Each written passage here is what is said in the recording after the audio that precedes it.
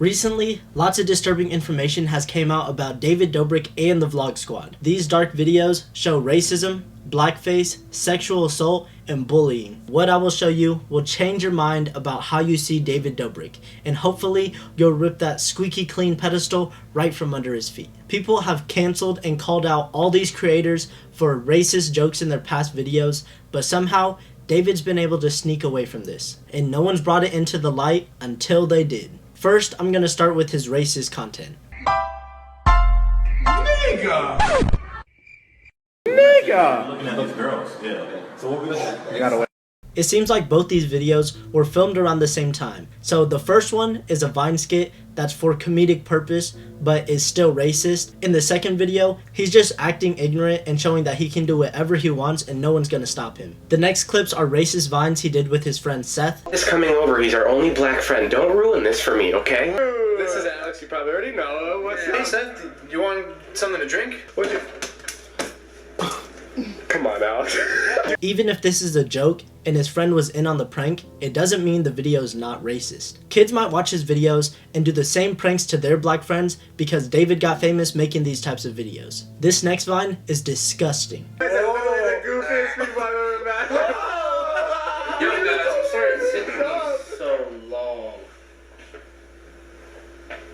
People talk about how blackface in movies is not okay, but then somehow David thinks it's okay when it's on a smaller scale. They rub peanut butter on their faces and have their friend Seth walk in. This is 100% a blackface reference coming from your supposed king of YouTube. Saying the N-word doesn't even seem bad compared to doing literal blackface in your videos. Does it feel good? The peanut butter baby is not doing blackface. It's just a baby that got into a jar of peanut butter and rubbed it on them. David's Vine was intended to do blackface. There's a huge difference. The next video shows racism against Asian people. In this video, David's reviewing Asian candy with his ex-girlfriend Liza, and from the start, they mock how Asian people sound. Oh, look at the Japanese food. We're trying... Ooh.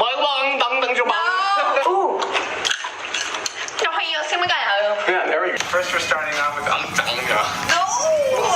Okay. We're doing...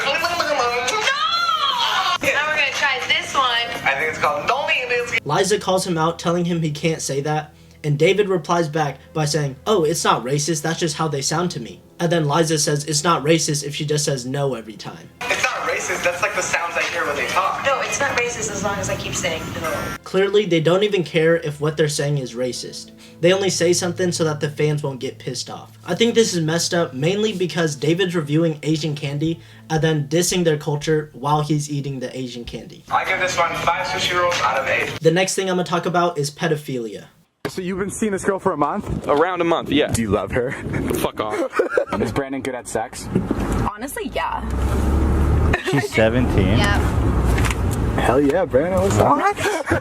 She was 17 and he was 24 at the time. Brandon is 7 years older than this girl and he's dating a minor in high school. But David openly jokes about this crime. It feels like since David's so rich and popular, he can joke about anything and no one's gonna stop him. That friend Seth that David took advantage of for racist videos, well yeah, he took advantage of him again. This is a scary old man mask that he's been using to scare people for a while now. I'm gonna convince Seth that he needs to make out with Corinna while she's wearing that old man mask. Seth, are you okay with making out with Corinna? Yes. Corinna's gonna come out of my room before she has the mask on and she's gonna show me how weird she looks in her outfit.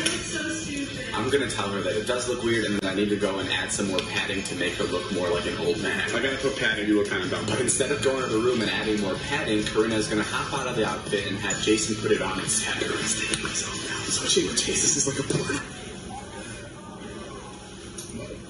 He tricked his friend into thinking he was gonna make out with his girl Corinna while she wears an old man suit, but then she goes into the room and Jason puts on the suit, then comes out and makes out with Seth. This is sexual assault. He did not consent to kissing Jason. Can you imagine if a girl was in that position instead of Seth? He would have been canceled already. We've seen this prank in movies before. The unpopular person thinks they're gonna kiss someone and then they end up kissing someone else and everybody laughs. And in movies, you feel bad for the main character. But when it happens in real life and it's put on YouTube, no one even spoke up. I can't put all the blame on the fans for not pointing this out because David makes this kind of behavior acceptable in your mind. After each one of these pranks or jokes, the group laughs together to make it seem harmless and lighthearted and fun. I can't do this.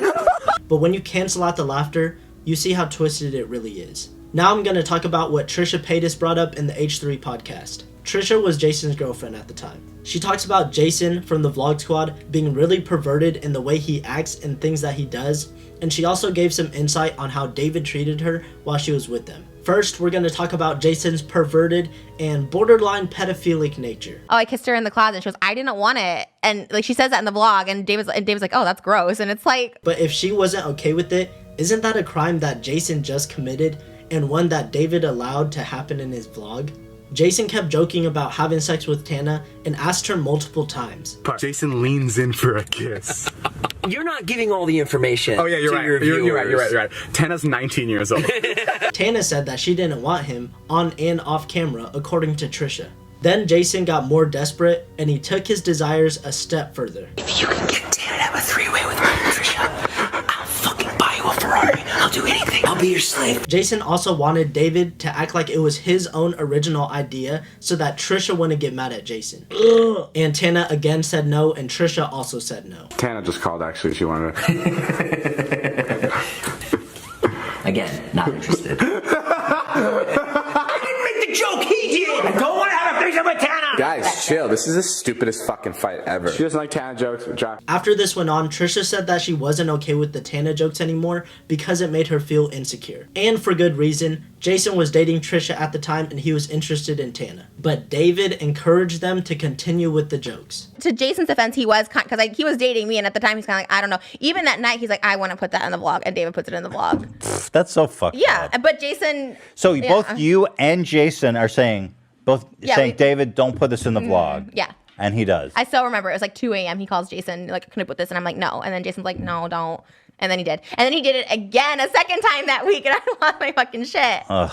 They did not give David permission to use these clips. Since Trisha was getting upset about this, David tried to keep her out of the content by telling her to stay in the car while they filmed.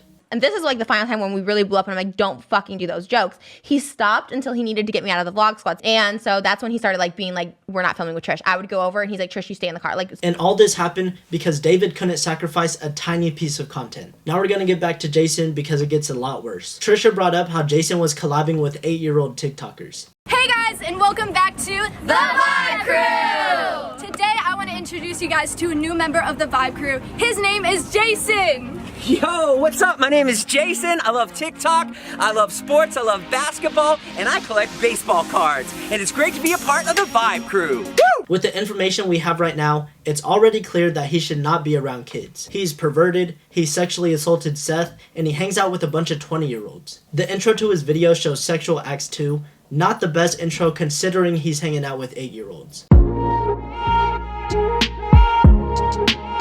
Even the kids in the video make a little skit about how Jason's too old to be hanging out with them. How old is this guy? I'm actually not sure. Did you get the wrong guy? Trisha said his behavior made her feel really uncomfortable, like she was dating a pedophile. Then Trisha brings up how David and Jason were under fire for racist videos, and then they made a video with King Batch and Kenny Knox. She said these two were never in the vlogs, but they brought them in to talk about the Black Lives Matter protest. You got shot? I get hit, I'm like, yeah! When we get shot, our families mourn and cry. When you guys get shot, it's just something to laugh about with your friends. To me, it's messed up because it's equivalent to saying you aren't racist because you have black friends. They never have Kenny Knox or King Batch in their videos. They only brought them in to benefit themselves. You guys know that I stand with Black Lives Matter. I made a donation. In his mind, if he makes a video about the Black Lives Matter protest, it'll distract viewers from watching David and Jason's old racist content. After Trisha talked about her experience, former Vlog Squad member Big Nick followed right after with his. He talked about the dynamic and how toxic the environment is. It is kind of like a cult, yeah. It's like a high school vibe, very cultish like vibe, and you can kind of feel it. He describes the group as being a high school-like cult with the leader being David. David would continuously make jokes about Nick's height, something that is genetic and can't be controlled or changed. I'm coming from a perspective like I collaborated with you when I was, you know, essentially bigger online, and like this is how I get treated. Like you're like trashing me over something I can't control. And I was allowing, and I did allow it, and that's partially my fault, David, to like disrespect me in the videos. And so then everybody else just got the notion like, oh, okay, like you know, we can disrespect Big Nick too. Like, it's because our master does it. You know, that was, as far as the rest of the group, you know, they gossip behind your back. They have this superiority complex of like, I'm better than you, and you can just feel it in the room without them having to say it. The rest of the group followed and made similar jokes. This created a toxic environment that didn't stop within the circle. It also got to a point where people would recognize me in public, and then they would make jokes like about me, and I'm like, dude, like, I don't know you. This is weird, you know? So like, what kind of jokes? Like, just like making fun of my height and stuff, and just because David did it. And for Nick's life, he would come across David's fans, and they would make fun of him and bully him, and he didn't even know them. Big Nick was gaining popularity from being in David's videos, but his mental health started to decline. As a kid, I used to struggle a lot, like, with depression about, you know, who I was and stuff until recently. And I used to struggle a lot. Like, I would even be, as a kid, I would be like, you know, complain to my mom, like, Mom, like, why is this, like, why am I going through this stuff? Like, why am I short, blah, blah, blah. And so he kind of, like, with that content, like, opened up that closed wound, per se, and, like, I just didn't like it. And eventually, it pushed him to change for the better. He didn't leave. He didn't get kicked out. It's much more sad than that. Posted a TikTok saying, like, I got dropped from the Vlog Squad or something, when really it was the exact opposite.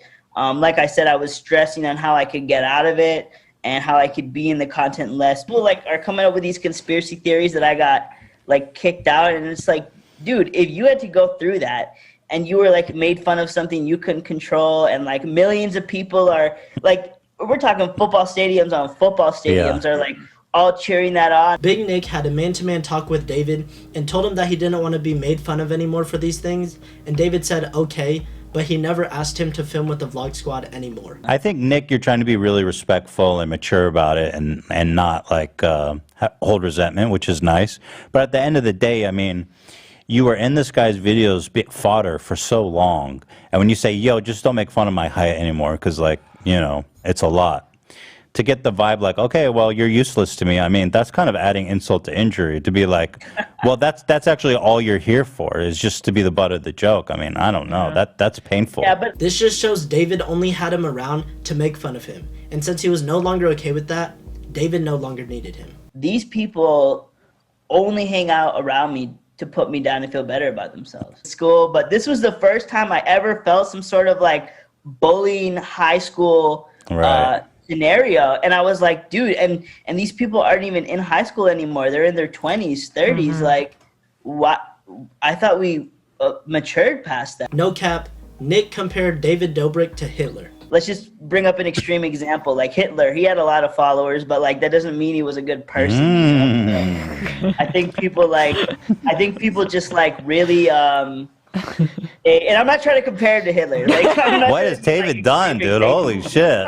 I'm just trying to like put things into perspective. Like, just because someone's popular doesn't mean that they're always like a good person. Sure, of course. He said just because someone's popular does not mean they are a good person. Why has this gone on for so long and no mainstream media has picked this up? Remember when I brought up how the group laughs after a joke? Trisha said they redo jokes to get a better laugh and that they're forced to laugh. Like when they're making fun, like everybody's forced to laugh real big, you know, when there's like a joke. You know what? They're not forced to. They actually all do it in synchronized harmony.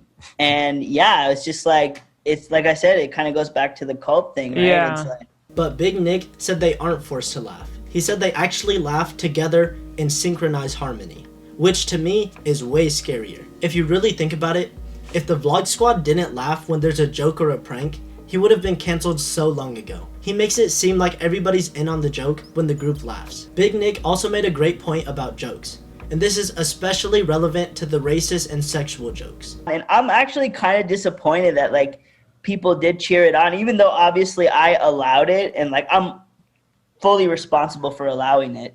I was just kind of disappointed that like nobody really thought it was wrong. Big Nick allowed these jokes, but he expected people to defend him or at least think the jokes were wrong. David is racist, he's done blackface, and he coordinated the sexual assault, and also he just makes fun of people as his main form of humor. I love shooting people of different ethnicities. Yeah, man, I want to shoot some black people. Oh, we're cops. Oh. Jason is perverted for making out with Seth, continuously asking Tana for sex, including kissing her, being 45 and having kids, then hanging out with kids that are the same age as your kids, it's extremely odd. And lastly, Brandon sleeping with a 17-year-old while he was 24. This information needs to get out there. Share it with your friends, share it on TikTok, spread the word. Everyone gets called out for their bad behavior, and David Dobrik is no exception to this. In my next video, it's going to be about Seth and David. Seth came onto the H3 podcast and also talked about his story. Seth talks about how the sexual assault affected his life. He thinks that David pranked him because of his race.